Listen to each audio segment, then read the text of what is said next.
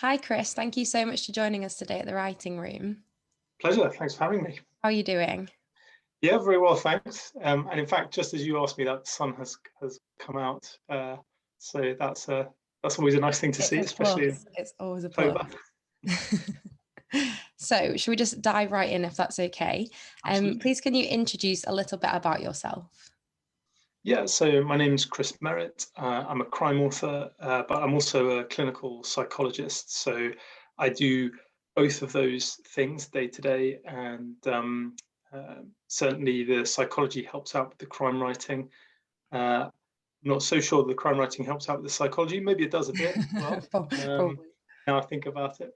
Um, yeah, and I've had 7 books published to date.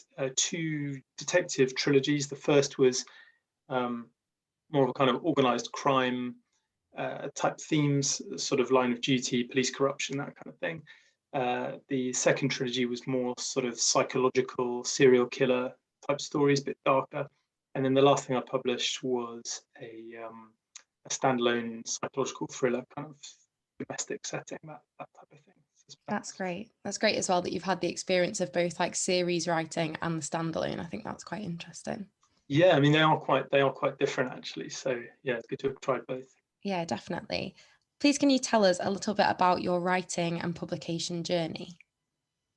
Yeah, so I think I first had a go at writing. The first thing I ever tried writing in terms of fiction was probably about 8 years ago, something like that. So I was working in the NHS at the time, and I'd had a little bit of time off between 2 jobs, and I just had this idea for a book that had combined 2 sort of non-fiction things that I'd been reading.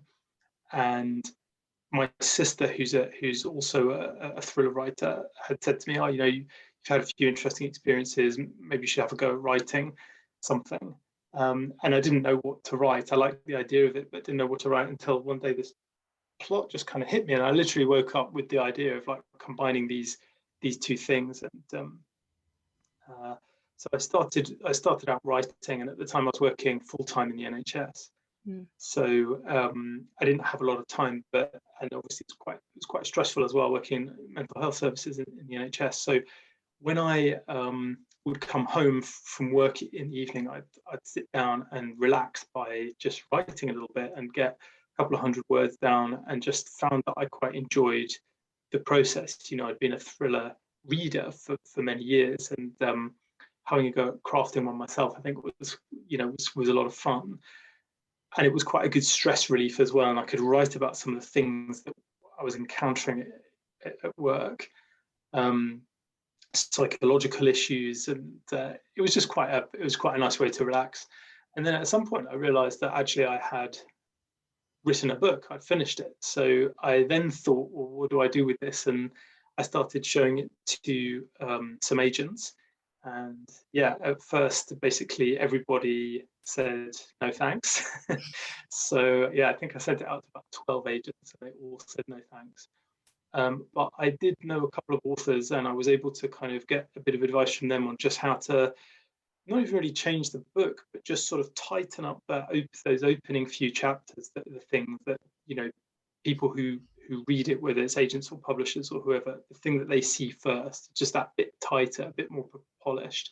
Yeah.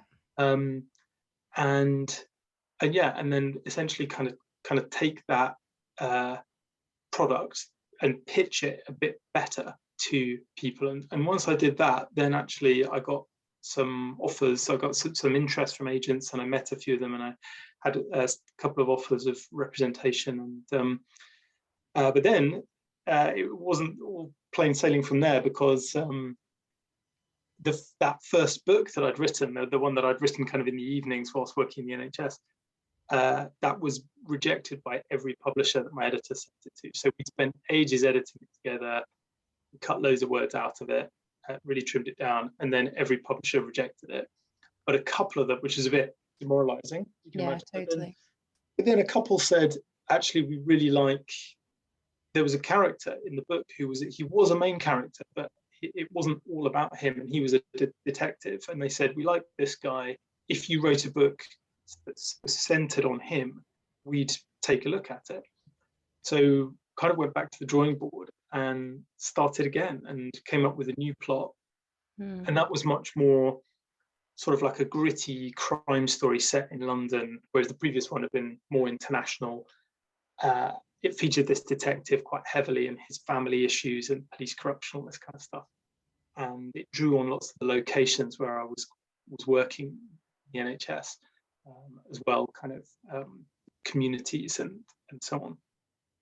And then that book actually got picked up by a publisher and went from there, really. And then I stayed with that publisher, and I had 2 more contracts with them. And yeah, and then they've sort of shaped it along the way. So it started out with that story, but after 3 of those books, they suggested doing something that was more kind of along the serial killer lines, because those stories have, they're always kind of popular and they'd had success with those stories. And after I did 3 of those, they said, they're kind of looking at the trends and what other things have been successful for them. And they'd had a lot of success with that kind of psychological suspense, sort of domestic setting, small cast of characters, unreliable narrators, that kind of thing. And so they said, do you want to have a go at that? Bring your psychology experience to that. And so that was the last thing I wrote. Yeah. Oh, that's so interesting. It's interesting as well that like the first one that you'd actually finished, it leads on to that other thing. It did, yeah. And I think it was a little bit more experimental, because it was kind of, in a way, not that I particularly realized I was doing this at the time, but it was what I would now know is called a cross-genre book. So it was part espionage thriller, part police procedural. Yeah. And there's very few things I can think of that actually are like that. There's actually nothing that comes to mind. And part of that is probably because it's quite hard it was harder to place that in a market. It's not one or the other thing. So, on a good day, you might capture fans of both, but on a bad day, no one might be interested in it. Yeah. I think publishers weren't quite sure about it. So yeah, it just took a bit of refining. But I think what I learned from that first experience, even though in some ways you could call it a failure because that book didn't get published, and that's probably right, because if I look back at it, it actually wasn't that good. Even though the ideas weren't too bad, but the writing probably wasn't very good. But I just learned that I enjoyed writing and I liked the process, and it was a thing I could do, and I could develop an idea. So once I'd done it once, I had confidence to do it again and do it better. Yes, exactly. So how much has your actual process changed from that first time you were writing? Is it different? Have you crafted that? Yeah, I think it has changed quite a bit. I think early on, I only had a vague outline for a plot, and I was sort of filling it in as I went along, or not exactly making it up as I went along, but certainly I didn't have much of a template to work to. So it probably had a bit of spontaneity to it, but also I didn't really know what I was doing in terms of structuring a plot and knowing about things like, you've got your plot that, for example, if it's an investigation of some kind with a professional investigator, you've got that person looking into those issues, but then you've also got stuff going on in their private life, and maybe there's an overlap between the two, but you've got to keep both stories going. And you have your it could be like a 3-act structure, or it could be a 5-act structure, or just the kind of ups and downs, basically. I just didn't know any of that. I was freestyling at the beginning, and I think then once I actually got a book deal, I started plotting in a bit more detail. And in fact, I probably went too far the other way. My plotting was getting so detailed that I'd have these color-coded spreadsheets that would tell me like what was happening in each chapter, and then within each chapter, each scene, and then who was rating the scene. That was color coding.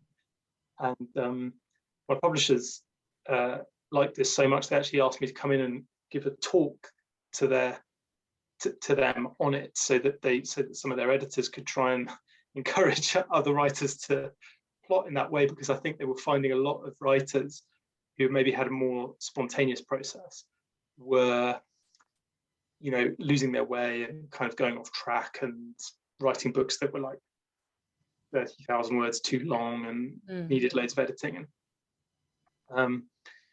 But actually, as time has gone on and I've got more experience, a bit more confident with writing, I now don't do a color-coded spreadsheet anymore. You don't take your own advice. No, exactly. I've like binned my own advice. I think just when you have a little bit more confidence, you can kind of, and I've heard other writers say this too, you can, as long as you kind of know roughly where you're starting, roughly the outline of the book, the kind of key points you want to hit, and whether it's your characters need to go to a particular place or they're going to make a certain discovery, or in a serial killer type book, you might have the milestones of a new victim, for example, that are the kind of the sort of telegraph poles that the story is kind of strung between. Then I feel a bit more confident finding my way a bit more intuitively between them. So the things I'm kind of working on at the moment, which are a little bit different to previous stuff I've written, still thriller, but a bit slightly different style, is to outline the whole thing over maybe 1 or 2 pages, and then do a paragraph on what each of the first sort of 10 chapters or so is going to look like, so that I know the setup of the book and introducing all the main characters, what their kind of struggles are, what is it that they want to try and achieve, and then broadly what's stopping them from getting it, which is usually some kind of peril of some kind, some adversary. And then I know how the book is going to get set up, and that will give me the first sort of 15 to 20,000 words. And then after that, I'll just sort of get a feel for how it's progressing and where I want to take it. And for example, something I'm working on at the moment, there was a character who, when I was outlining it, I thought they were going to play a certain role. And then as I started to write scenes from their perspective, I realized actually they could take on a different, bigger role in the book that I thought was quite exciting, and brought something new to it that I wouldn't have realized that if I'd planned everything out from the start, because that character just sort of came to life as I was writing them. So there's something to be said for that spontaneity as well. Yeah, and I think it also keeps it exciting for you to write, because you don't necessarily know everything that's going to happen. Exactly. Yeah, you can surprise yourself a little bit. The downside is you sit down and you're like, okay, so what am I actually writing now? Whereas before I would sit down and I'd have this, like, a cell from a spreadsheet would be like, the detective goes to X location and finds Y information. I'm like, okay, I know exactly what's happening. Yeah, totally. Less stressful. Yeah, that's great. And we'd love to know, what is one piece of advice that you wish you'd known at the start? I guess for me personally, I think knowing that, it's one thing to kind of write a book as an exercise in just something creative, something fun, or a hobby maybe. But if you want to take it somewhere or go somewhere with it, like trying to get it published, as soon as however you do that, even if you're self-publishing, as soon as that manuscript leaves your computer, it becomes kind of a collaborative enterprise, and you need to start working with other people on it. And that can actually be quite a hard thing to do when you've been working on this thing and it's your baby, basically, and you think you've been polishing it before you send it, share it with anyone else. But I think to acknowledge that the first draft you do is one thing, but it's not the finished product. And once you share that with other people, whether it's an agent or an editor or whoever, or even a friend who's going to give you some advice on it, maybe a fellow writer or whoever it might be, it becomes collaborative, and you will gain something from taking their input. And instinctively, you want to almost kind of reject, because people will kind of criticize it, or hopefully in a constructive way, they'll come up with suggestions to improve it. And you'll be thinking, but it's already as good as it can be. It's done. And actually taking other people's advice on how to will improve it because they'll see things that you won't have seen. Yeah. So being open to that is really important.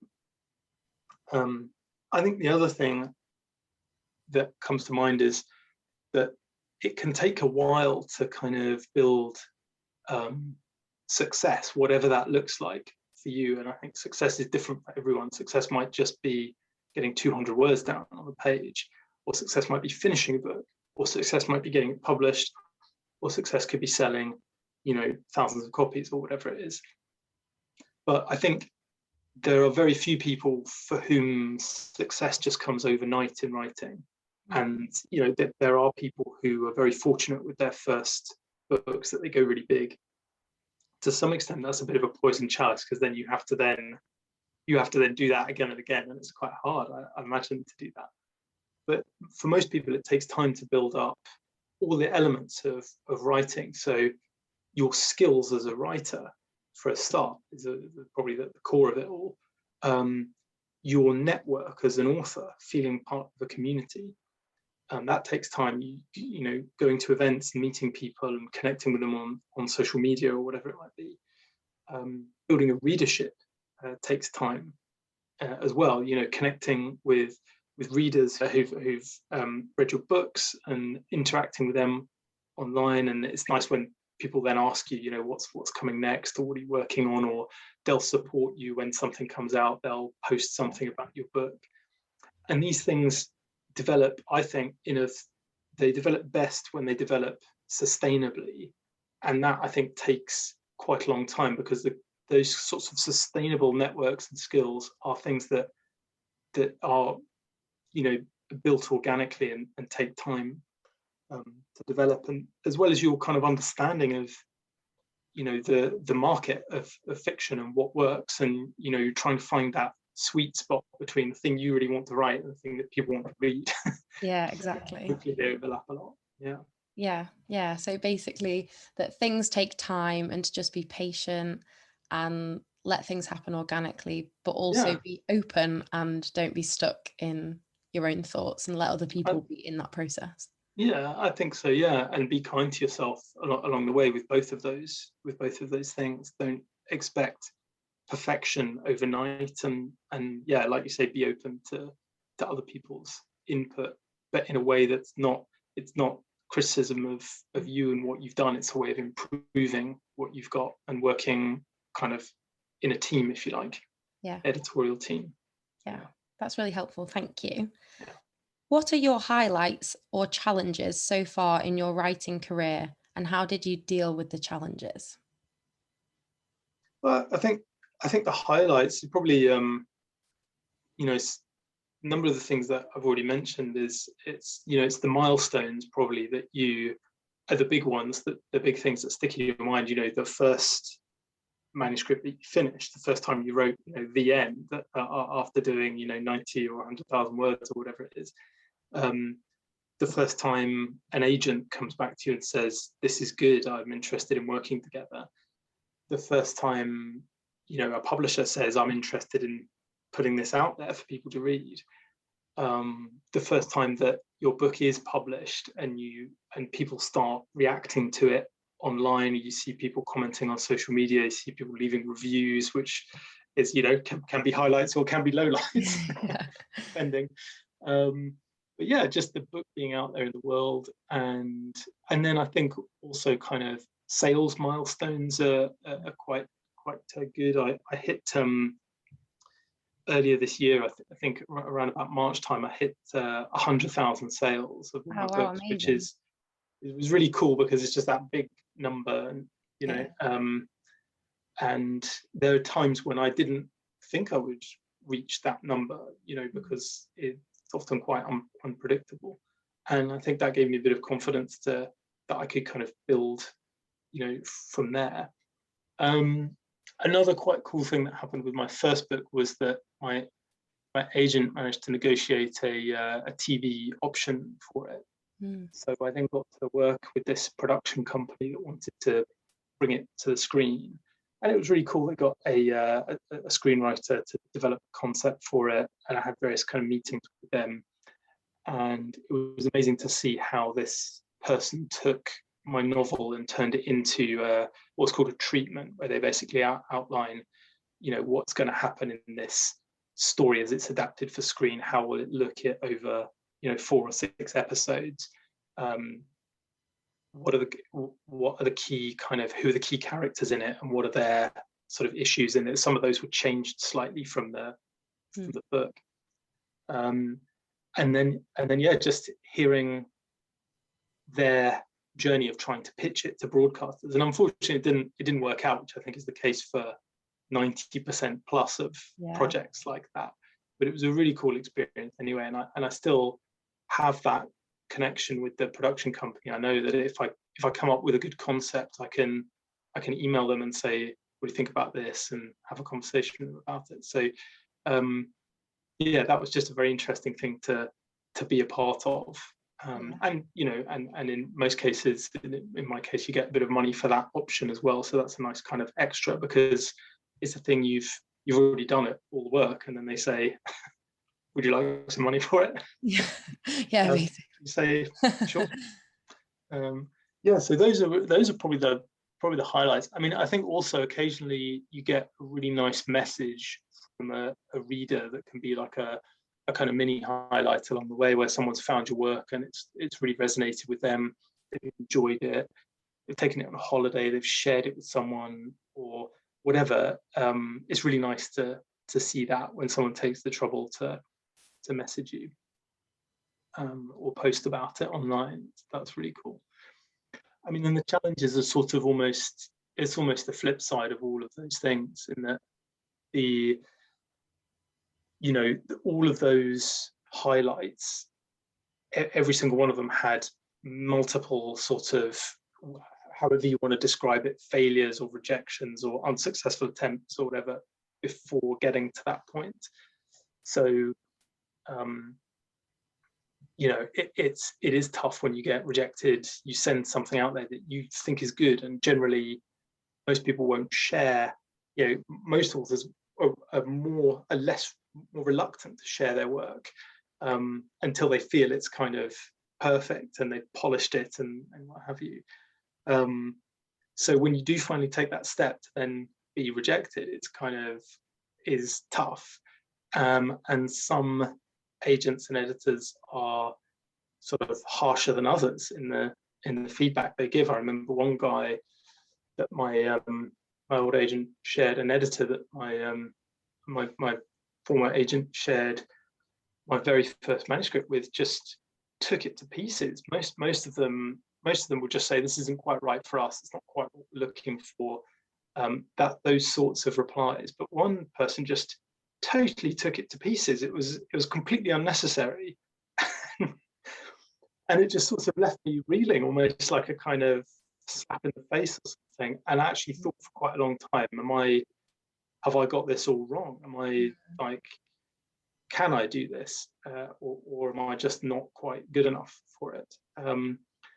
And that was tough. I don't know whether that person was having a bad day or that's just their style or whatever it was. But yeah, that was very tough.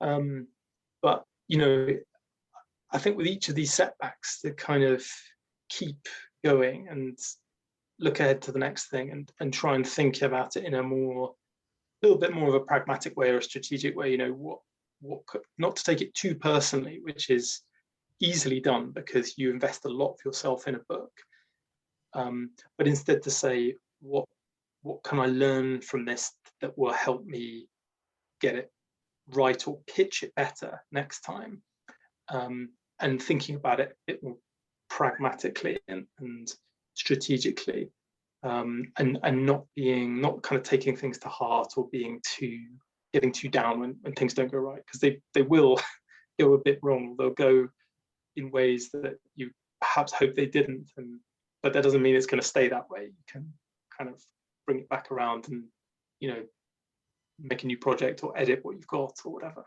Yeah, thank you for sharing that. Yeah, I think that's been the general consensus with pretty much every author that we've spoken to. It's that there are highlights and there are downfalls where you're not posting them on social media. And, what you see isn't a full picture of it, and actually the journey for everyone's a little bit rocky, even when it doesn't seem it, and then it's important just to know that. Yeah, 100%. I mean, social media is kind of like that generally. It's, it's very curated, isn't it? And I think it's quite funny. There's a movement now with a couple of different platforms to try and like counterbalance this like endless curation that people do of this sort of like everything's perfect on social media, where you're only allowed to post it will like randomly. I think Be Real was the original app. It will tell you, it will just notify you at what a time of day, and you've got something like 10 minutes to do a post. And if you don't do it in that window of whatever you're doing, whatever's happening that day, whether it's good, bad, boring, exciting, whatever, you can't post that day. And I think it'd be quite funny if you had that with authors. Yeah. And even like quite successful authors, or authors who, there are some authors who clearly put a lot of time and effort into their social media presence and really curating and crafting their brand. And it would be quite interesting to see, if you got them at a random time of day, what does it actually look like? Is it them tearing their hair out over a draft that they can't make work, or chapter they can't get right? Be interesting. We want to be real for authors. That is what we want. Yeah, that's so true. We would love to know, what are you looking forward to next, whatever that is in your life? Anything? Well, in my life, I have a baby on the way. Oh, exciting! Congratulations. Yeah, coming. Thank you. Yeah, who hopefully is going to be making an appearance in January. So we're getting ready for that, which is lots of new things to learn, and lots that you realise, lots of those kind of Socrates type moments where you realise how much you don't know about something. You realise, how ignorant you actually are about stuff. So yeah, big learning curve with that come. And and then in terms of writing, I'm working on some new projects at the moment. I'm hoping to kind of move away a little bit from some of the stuff that I've written to date, and try and write something that's maybe a bit more kind of international in scope, and maybe with a bit more sort of espionage, conspiracy type themes along those lines. So I'm working on some ideas with that and sharing that with a few people, and gonna see where that goes. Yeah, that's exciting. Yeah. So I feel quite excited about writing that stuff, and I think that's an important thing, that you want to feel kind of motivated to do what you're doing with the writing. And if some people will want to just do the same thing, kind of plow the same furrow, but you might find you try one thing and then actually you decide, I want to write a different type of thriller, or even a different type of novel. So have a go with that, challenge yourself. I was listening to a talk recently by David Baldacci where he said, it's good to just regularly scare yourself. And step out of the comfort zone. So I'm definitely doing that at the moment. Yeah. See where it goes. Oh, that's really good. I hope that goes really well. We'll wait to see something. Hopefully in months to come, we'll see. Yeah, amazing. Well, thank you so much for joining us. Thank you. Thank you.